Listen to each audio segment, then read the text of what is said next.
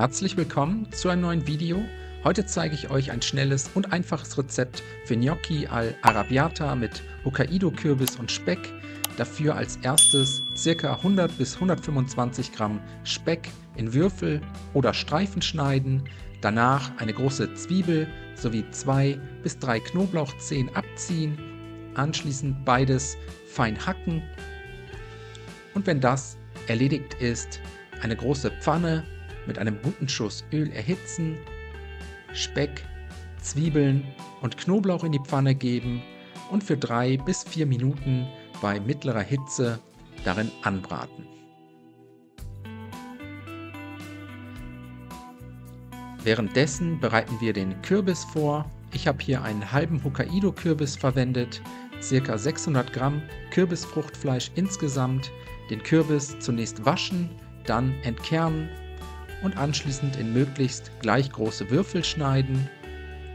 Die Kürbiswürfel jetzt mit in die Pfanne geben, gut salzen, außerdem etwa 150 bis 200 Milliliter Wasser dazu gießen, den Kürbis einmal kurz in der Pfanne verteilen und mit geschlossenem Deckel bei mittlerer Hitze ca. 6 bis 7 Minuten garen.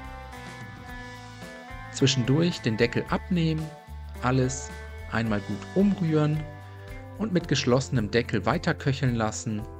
Nach ca. 7 Minuten geben wir dann die restlichen Zutaten dazu. 400 Gramm Gnocchi aus dem Kühlregal, außerdem 2 Dosen gehackte Tomaten, 2 Teelöffel italienische Kräuter bzw. Pizzagewürz und Chiliflocken nach Geschmack. Hier gebt ihr am besten nur so viel dazu, wie ihr mögt, je nachdem wie scharf ihr eure Gnocchi-Pfanne haben möchtet.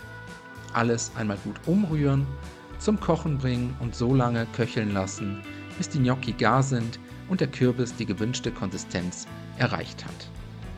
Zum Schluss mit Salz, etwas Zucker und frisch gemahlenem Pfeffer abschmecken.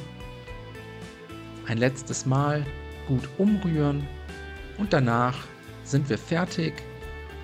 Die Gnocchi all'Arrabbiata mit Hokkaido-Kürbis und Speck auf tiefen Tellern verteilen.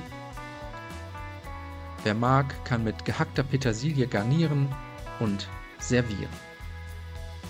Ich wünsche euch schon mal einen guten Appetit. Ich hoffe, euch hat das Video gefallen. Viel Spaß beim Nachkochen. Bis zum nächsten Mal.